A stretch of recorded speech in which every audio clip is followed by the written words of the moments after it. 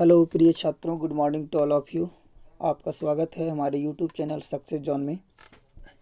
आज के इस वीडियो में हम लोग देखने वाले हैं कक्षा 10वीं के गणित अध्याय 5 पार्ट 1। हम लोग इसमें देखेंगे।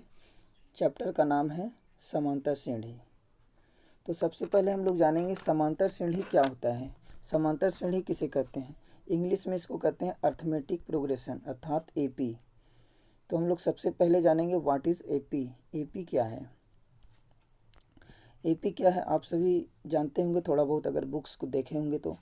एपी एक समांतर श्रेणी संख्याओं की, एपी जो है अर्थमेटिक प्रोग्रेशन, संख्याओं की एक ऐसी सूची है, यहाँ आप लोग को दिख रहा होगा, संख्याओं की एक ऐसी सूची है जिसमें प्रत्येक पद अपने पद में एक निश्चित संख्या को जोड़ने से प्राप्त होता है, और उसी संख्या को हम लोग सारवंतर कहते हैं, डी कहते हैं।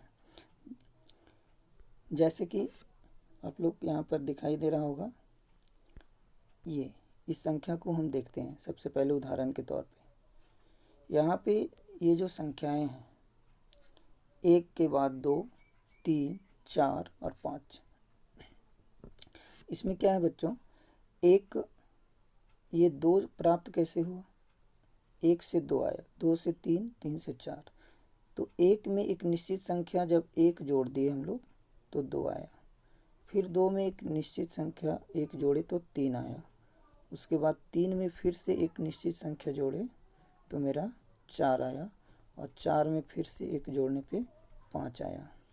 तो इस तरह से हम लोग जो ये देख रहे हैं 1 1 1 हर जगह, वो एक निश्चित संख्या है, उसी को हम लोग डी बोलते हैं, सारवंतर। और परिभाषा में यही चीज़ बोल रहा है कि पिछले पद में एक निश्चित संख्या जोड़ने से अगले पद प्राप्त होता है, और वही हमारा एपी कहलाता है। इस तरह से आप लोग को समझ में आया होगा एपी क्या है और सारवंतर क्या है।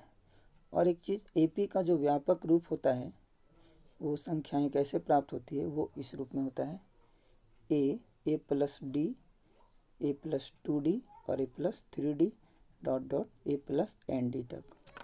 तो ये एपी का हमारा जनरल फॉर्मेट हो गया। ये कैसे प्राप्त हुआ? तो ये इस प्रकार से प्राप्त हुआ। प्रथम पद हमारा ए है, ए1 जो प्राप्त हुआ वो ए है। ए2 कैसे प्राप्त हुआ? तो ए प्लस डी, ये डी हमारा निश्चित संख्या है। ए3 कैसे प्राप्त हुआ? तो ए प्लस डी प्लस डी, तो ये हमारा ए प्लस 2d हो गया। ए4 प्राप्त हुआ ए प्लस 2d प्लस डी, इस तरह से ए प्लस मेरा 3d प्राप्त होगा। इस प्रकार से हम एपी का जनरल फॉर्म प्राप्त करते हैं, और एपी का ये व्यापक रूप है। और एपी में हम लोग देखेंगे फिर से, इसमें आप लोग गौर करें, एपी का जो एक निश्चित संख्या होती है, जो डी अभी हम बोल रहे थे सारवंतर, वो क्या है, वो पॉजिटिव भी हो सकता है और नेगेटिव भी हो सकता है। यहाँ आप देख रहे हैं ये दूसरा जो एपी का सूची दिया हुआ है, 100, 70, 40 और 10। इसमें जब हम लोग डी प्राप्त करते हैं, हर जगह का कॉमन डिफरेंस निकालते हैं, तो हमारा हमेशा क्या प्राप्त होता है? -30। -30 यहाँ का हर जगह का कॉमन डिफरेंस है, इसलिए डी जो सारवंतर है वो हमारा पॉजिटिव भी हो सकता है, नेगेटिव या जीरो भी हो सकता है। तो आपको समझ में आ रहा होगा एपी क्या है और यहाँ पे डी क्या है। कभी कभी क्वेश्चंस में दे देता है प्रथम पद और डी निकालें। एपी दिया हुआ है, उसका प्रथम पद और डी, तो एपी हमको वहाँ चेक करने की ज़रूरत नहीं, एपी दे दिया है तो प्रथम पद और डी कैसे निकालेंगे। यहाँ पे हम लोग देखते हैं, ये एपी में है, इसका डी निकालना है। तो डी निकालने का फार्मूला हम यहाँ लिख रखे हैं। सारवंतर निकालने का फार्मूला होता है द्वितीय पद माइनस प्रथम पद में घटाएंगे तो हमारा डी प्राप्त हो जाएगा। जैसे यहाँ पे हम लोग लेते हैं इस क्वेश्चन में, A1 प्रथम पद हमारा ए हो गया और A2 हो गया 2, तो डी निकालना है तो A2 माइनस A1, यहाँ हो गया 2 माइनस 1 बराबर 1। अगले क्वेश्चन में हम लोग डिटेल्स को देखेंगे और भी समझ में आएगा। यहाँ पे हम लोग को बेसिक जानकारी लेनी है, बेसिक सीखने के बाद ही आगे क्वेश्चंस बनेंगे। तो आपको यहाँ पर क्लियर क्या क्या हुआ? सबसे पहले what is AP, what is common difference and how to find a and d. चलते हैं अब नेक्स्ट चैप्टर की ओर। अध्याय 5 में जो पहला चैप्टर है एक्सरसाइज 5.1, इसको देखते हैं। इसमें पहला क्वेश्चन, इसमें हमें देखना है कि इसमें एपी है या नहीं। इस सूची में क्वेश्चन है, निम्नलिखित स्थितियों में से किन स्थितियों में संबंध संख्याओं की सूची एपी है और है तो क्यों है? इस चीज़ को हमको देखना है। तो पहला क्वेश्चन यहाँ पे हम लोग देखते हैं। क्वेश्चन कहता है प्रत्येक किलोमीटर के बाद टैक्सी का किराया जबकि प्रथम किलोमीटर के लिए 15 रुपया। ध्यान देना, प्रथम किलोमीटर के लिए 15 रुपया लगता है और प्रत्येक किलोमीटर के लिए किराया 8 रुपया। प्रत्येक अतिरिक्त किलोमीटर, जब भी 1 किलोमीटर बढ़ता है तो उसका अतिरिक्त किराया 8 रुपया जुड़ जाता है। तो यहाँ हम लोग को क्वेश्चन से समझ में आ रहा है कि यहाँ पर जो सार्वंतर होगा इस सूची का वो 8 होगा। तो यहाँ देखते हैं डिटेल में हम लोग इसका जब सॉल्यूशन करते हैं। प्रथम किलोमीटर के लिए किराया 15 रुपया है, प्रथम किलोमीटर के लिए 15 रुपया। जब सेकेंड किलोमीटर के लिए जाते हैं तो यहाँ बोला हुआ है कि 8 रुपया अतिरिक्त हो जाता है, तो 15 और 8 ये हमारा 23 हो गया। फिर से जब अगले किलोमीटर जाते हैं तो फिर से 8 रुपया बढ़ जाता है, तो 31 हो गया। उसी तरह 39 हो गया। इस तरह से प्राप्त सूची हमारा है 15, 23, 31 और 39। तो यहाँ पर हम लोग देखते हैं कि इनके बीच का जो कॉमन डिफरेंस है 15 और 23 के बीच भी 8 है, 31 और 23 के बीच भी कॉमन डिफरेंस 8 है, 39 और 31 और 39 के बीच भी कॉमन डिफरेंस 8 है। इस तरह से हर जगह का कॉमन डिफरेंस हमारा 8 आ रहा है, इसलिए ये जो प्राप्त सूची है हमारा एपी में होगा। और तरीके से भी चेक कर सकते हैं। यहाँ हमारा प्राप्त सूची है, तो पहले A1 A2 minus A1 check करेंगे तो ये हमारा 8 आया। यहाँ 23 में से 15 घटाने पर A3, उसके बाद A3 माइनस A2 चेक करेंगे, ये भी 8 आ रहा है। A4 माइनस A3 चेक करेंगे, ये भी 8 आ रहा है। तो हमारा ये सब के सब इक्वल हैं, इसलिए ये एपी में होगा। आई होप ये क्वेश्चन आप लोग को समझ में आएगा। चलते हैं नेक्स्ट क्वेश्चन की ओर। नेक्स्ट क्वेश्चन है पहला पार्ट का फर्स्ट क्वेश्चन का सेकेंड पार्ट। क्वेश्चन है, ध्यान देना यहाँ पे, किसी बेलन में उपस्थित हवा की मात्रा जबकि वायु निकलने वाला पंप प्रत्येक बार बेलन की शेष हवा का, यहाँ ध्यान देना, शेष हवा का 1/4 भाग बाहर निकाल देता है। तो हम लोग को देखना है कि ये स्थिति एपी में है या नहीं। तो सबसे पहले हम लोग यहाँ पे बेलन में कुल हवा की मात्रा को भी मान लिए। माना कि बेलन में कुल हवा की मात्रा भी, जिसको हम लोग A1 मान लिए। तो प्रथम पद A1 को हम लोग भी मान लिए यहाँ पे। तो पहली बार जब हवा निकालेंगे तो भी का 1/4 भाग निकालेंगे, तो कितना हो जाएगा V/4। तो A1 हो गया भी, यहाँ पे मेरा A1 क्या हो गया भी, और A2 हो गया, जब 1/4 निकाले बाहर तो V/4। और A3 मेरा कितना हो गया, पहली बार निकाले, दूसरी बार फिर जब शेष का, यानी कि हमारा शेष जो है, सबसे पहले माने थे हम लोग भी, A1 = भी मान लिए। उसके बाद शेष हम लोग निकालेंगे तो V/4 बाहर निकालेंगे, तो भी में से माइनस कर देंगे इसको, तो मेरा बचा 3V/4। उसके बाद दूसरी बार फिर से जब निकालेंगे शेष का, तो शेष हमारा बचा 3/4। फिर 3V/4 में से शेष 1/4 इसका निकालेंगे, तो 3V/16 हमको माइनस कर देना होगा, किसमें 3V/16 by 4 minus 3v by 16, तो मेरा आया 9v बाई 16। इसी तरह से हमारा प्राप्त सूची संख्याओं की क्या हो जाती है, सबसे पहले v, 3v बाई 4 और 9v बाई 4। अब यहाँ पर हम लोग ध्यान देते हैं तो देखते हैं कि a2 माइनस a1 आया मेरा इतना, a3 माइनस a2 कुछ अलग आया, मतलब यहाँ पर कॉमन डिफरेंस सेम नहीं आ रहा है। अर्थात हम ये कह सकते हैं कि ये जो प्राप्त सूची है ये एपी में नहीं है। एपी में क्यों नहीं है, चूँकि यहाँ पे हर जगह कॉमन डिफरेंस मेरा सेम नहीं आया, इसलिए एपी में नहीं होगा। चलते हैं नेक्स्ट क्वेश्चन की ओर। नेक्स्ट पहला का 3 नंबर क्वेश्चन है, कहता है कि प्रत्येक मीटर की खुदाई के बाद एक कुआं खोदने में आई लागत, जबकि खुदाई की लागत 150 रुपये है, और बाद में प्रत्येक मीटर की खुदाई की लागत 50 रुपया बढ़ जाती है। तो यहाँ पे देखना 50 रुपया बढ़ जा रही है, 50 रुपया हमेशा प्रत्येक मीटर की खुदाई के बाद 50। तो यहाँ क्वेश्चन से हमें स्पष्ट पता चल रहा है कि कॉमन डिफरेंस हमारा यहाँ कितना होगा, 50 होगा। तो यहाँ पे ये क्वेश्चन पढ़ने से ही मालूम चल रहा है ये एपी में है।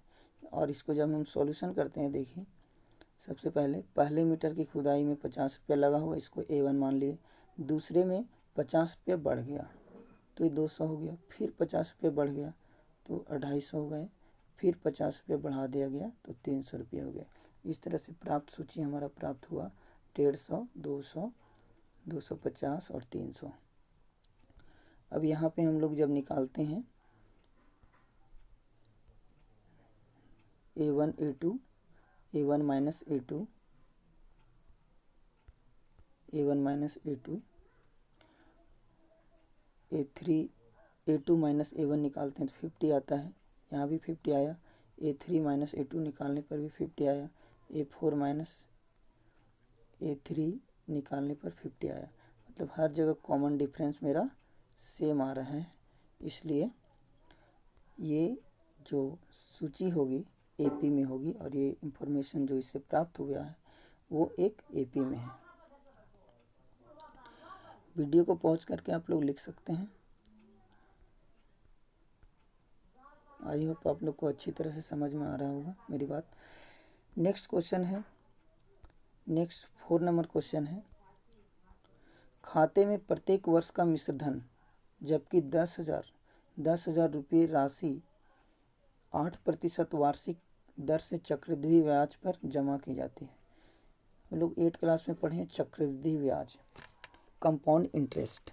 तो यहाँ पे हमारा पी जो है मूलधन वो 10,000 है, दर रेट है 8%, और यहाँ बोलता है खाते में प्रत्येक वर्ष मिश्र धन, जबकि 10,000 रुपये राशि 8% वार्षिक की दर से चक्रवृद्धि ब्याज पर जमा की जाती है।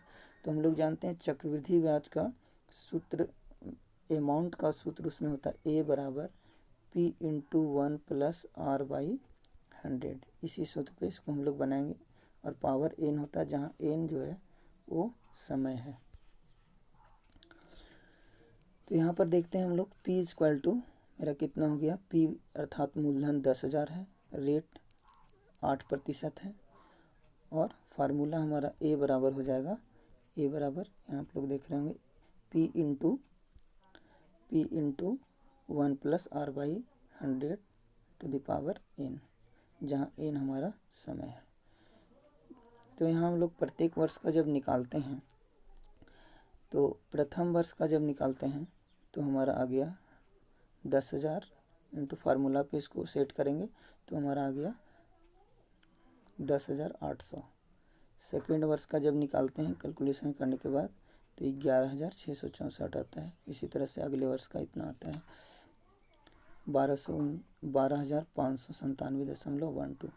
तो यहाँ पर हम लोग देखते हैं कि हर जगह का जो हमारी संख्याओं की सूची प्राप्त हुई, ये इसका हर जगह का कॉमन डिफरेंस सेम नहीं आता है। आप लोग घटा के देख सकते हैं, इसमें से इसको,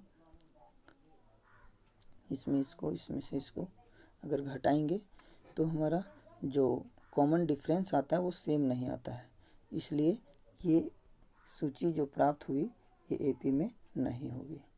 इस तरह से हमारा 4 क्वेश्चंस यहाँ पे कंप्लीट हो जाते हैं, पहला पार्ट का 4 क्वेश्चंस।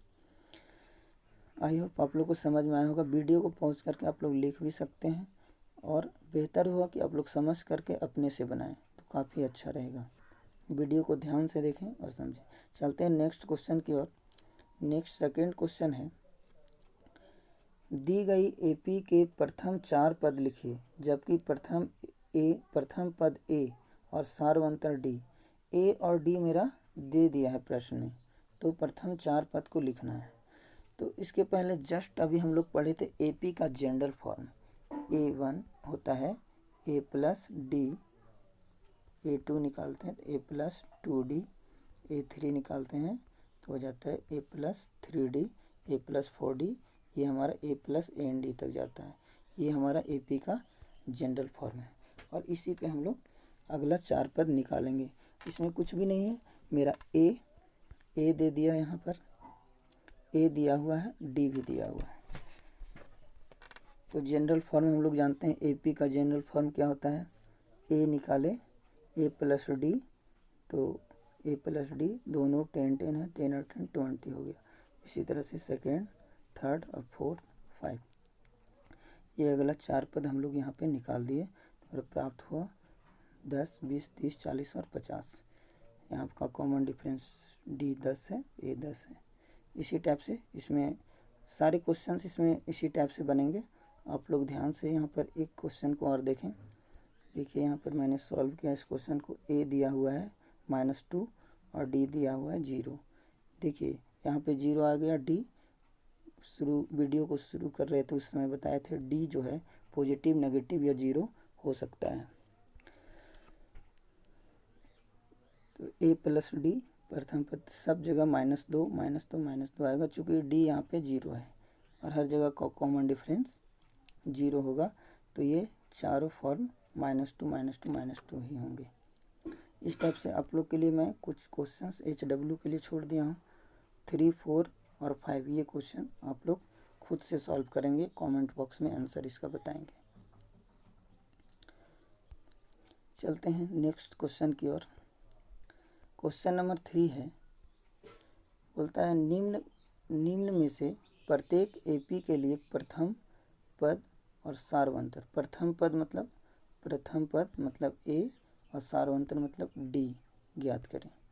तो D निकालने का फार्मूला हम लोग जानते हैं, D बराबर होता है A2 माइनस A1। मतलब कि अगले पद में पिछले पद को घटाने से हमारा D प्राप्त होता है। अगर हमें ज्ञात है कि जो सूची है दी हुई संख्याओं की सूची, वो अगर AP में दे दिया है तो D निकालने के लिए किसी भी 2 पद को लेंगे, अगले पद को पिछले पद में माइनस करेंगे। A2 माइनस A1 ही नहीं बल्कि A3 माइनस A2 भी करेंगे तो भी आ जाएगा। मतलब द्वितीय पद माइनस प्रथम पद इक्वल टू D। तो देखते हैं क्वेश्चन को। फर्स्ट क्वेश्चन है 3, 1, -1, -3। तो यहाँ पे प्रथम पद और D निकालना है। बहुत ही इजी क्वेश्चन है। तो प्रथम पद हमारा 3 हो जाएगा, प्रथम पद 3 और सार्वंतर D निकालने का फार्मूला यहाँ देख रहे हैं हम लोग, A2 माइनस A1। तो A2 मेरा है यहाँ कितना, A2 1 है। इस क्वेश्चन में देखें तो A2 मेरा 1 है और A1 है 3। तो D बराबर होता है A2 माइनस A1। A2 कितना है 1 माइनस 3, तो A2 D हो गया मेरा -2। तो यहाँ पर D मेरा कितना प्राप्त हुआ है, -2 प्राप्त हुआ D और प्रथम पद A। इस तरह से फाइनल आंसर A हो गया 3, D हो गया -2। इसी टाइप से सारे क्वेश्चंस इसमें बनेंगे। सेकंड क्वेश्चन और थर्ड क्वेश्चन भी मैंने करवा दिया है। सेकंड क्वेश्चन भी A इसका हो जाएगा -5 और A2 माइनस A1 करके 1 और माइनस करके यहाँ पे माइनस पे ध्यान देना है, माइनस प्लस हो गया और जब -1 में +5 जुटेगा तो हमारा 4 आ गया। इस तरह से सार्वंतर डी मेरा 4 और ए हो गया -5। नेक्स्ट क्वेश्चन है 3 नंबर। ये बटे में है, बटे को देखकर डरना नहीं है। ये हमारा प्रथम पद, द्वितीय पद, तृतीय, चतुर्थ पद, 4 पद यहाँ पे दिए हुए हैं। यहाँ से हम लोग निकालेंगे ए, प्रथम पद ए, प्रथम पद ए यही हो जाता है। डी निकालना है तो दूसरे पद में पहले पद को माइनस कर देंगे। डी इक्वल टू हमारा A2 - A1, तो माइनस करने से प्राप्त हो गया मेरा ये 5/3 - 1/3, ये तो 4/3 आ गया। यहाँ से एलसीएम लेकर के ये आप लोग कर सकते हैं। तो इस तरह से A 1/3 और D 4/3 हो गया। इस प्रकार 3 नंबर के 3 क्वेश्चंस मैंने करवा दिए। एक क्वेश्चन HW के लिए मैंने छोड़ दिया है, आप लोग HW करें। अपने से बनाइएगा तो बेहतर समझ में आएगा। वीडियो को ध्यान से देखिए और क्वेश्चन को खुद से बनाने का प्रयास कीजिए। चलते हैं नेक्स्ट क्वेश्चन की ओर। नेक्स्ट अंतिम क्वेश्चन है, निम्नलिखित संख्याओं में से, पर देखिए, निम्नलिखित संख्याओं में कौन कौन AP है। यदि कोई AP है तो सार्व अंतर ज्ञात कीजिए और इसके 3 पद और लिखना है।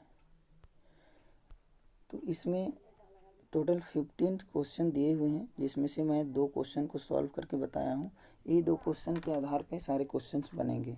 इसमें सबसे पहले हमको जो संख्याओं की सूची दी हुई है क्वेश्चन में, उसको चेक करेंगे AP में है या नहीं। और AP में है या नहीं, इसके लिए AP में कोई सूची कब होती है, जब उसका कॉमन डिफरेंस सेम होता है। तो चलते हैं, पहला क्वेश्चन हम लोग देखते हैं। पहला क्वेश्चन है 2, 4, 8 और 16, ये संख्याओं की सूची दी हुई है। तो सबसे पहला काम हम लोग को क्या करना है, चेक करना है कि ये AP में है या नहीं है। तो देखते हैं, सबसे पहले ये निकाले हम लोग A2 - A1, A2 - A1, तो आया मेरा 2, A3 - A2 आया 4, A4 - A3 आया 8। अब यहाँ देख रहे हैं हर जगह का कॉमन डिफरेंस सेम नहीं है। निकालने पे इसको यहाँ 2 आ जा रहा है, यहाँ 4 आ जा रहा है, यहाँ 8, जबकि ये सेम आना चाहिए। और कॉमन डिफरेंस सेम नहीं हुआ तो ये सूची दी हुई सूची AP में नहीं होगी। तो इसके बाद हम लोग अगला 3 पद लिखने की ज़रूरत इसमें नहीं है। जब AP में नहीं हुआ तो उसको वैसे ही छोड़ देना है, AP में नहीं है कहकर। सेकंड क्वेश्चन देखते हैं। सेकंड क्वेश्चन है 2, 5/2, 3, 7/2। ये सारे क्वेश्चंस आपके बुक में मिल जाएंगे। आप वीडियो को देखें और क्वेश्चन को खुद से सॉल्व करने का प्रयास करेंगे। यहाँ पे मैंने इसको सॉल्व किया है। देखिए A2 - A1 इक्वल टू, ये जब निकाला गया तो हमारा आया 1/2। A3 - A2 निकालने पर भी 1/2 आया, और A4 - A3 निकालने पर, तो यहाँ पे देख रहे हैं हम लोग हर जगह 1/2 आया। मतलब कॉमन डिफरेंस मेरा कितना आया, 1/2। और जब किसी भी सूची का कॉमन डिफरेंस सेम आ जाए तो वो संख्या AP में है। अब यहाँ क्वेश्चन में बोला था कि अगर AP में है तो अगले 3 पद भी लिखिए। तो इसके अगले 3 पद इस प्रकार से हम लोग लिख सकते हैं। A4 तक ये तो हमारा गया था 7/2। A5 निकालेंगे तो पिछले पद में एक निश्चित संख्या जोड़ते हैं, वही तो AP होता है ना। तो यहाँ से A4 + D इक्वल टू आ गया मेरा 4। A6 आया, A5 + D इक्वल टू, इसको कैलकुलेशन किए तो 9/2, और A7 आया मेरा 5। तो इस तरह से यहाँ AP के 3 पद 4, 9/2 और 5, और सार्वंतर 1/2 आ गया। इसी बेस पर सारा क्वेश्चंस बनेगा इस चैप्टर का। तो आई होप आप लोग को मेरी बातें समझ में आई होगी, ये चैप्टर समझ में आया होगा। तो आप लोग मेहनत करें, इस वीडियो को बार बार देखें। अगर नहीं समझ में आए तो फिर से एक बार इस वीडियो को पॉज करके देखें, और जो लिखने की बातें हैं, जो परिभाषा वगैरह, जो डिफिनीशंस वगैरह हैं, उसको आप लोग नोट कर सकते हैं। और क्वेश्चन को छापने से बेहतर होगा कि क्वेश्चन को आप खुद से बनाएं। खुद से बनाने से मैथ्स अधिक समझ में आता है। तो थैंक यू फॉर वाचिंग। मिलते हैं अगले वीडियो में, नेक्स्ट वीडियो में। आप लोग अगर जो इस चैनल को सब्सक्राइब नहीं किए हैं, कृपया सब्सक्राइब करें ताकि इस तरह के वीडियो आप लोग को मिलते रहें। Thank you for watching.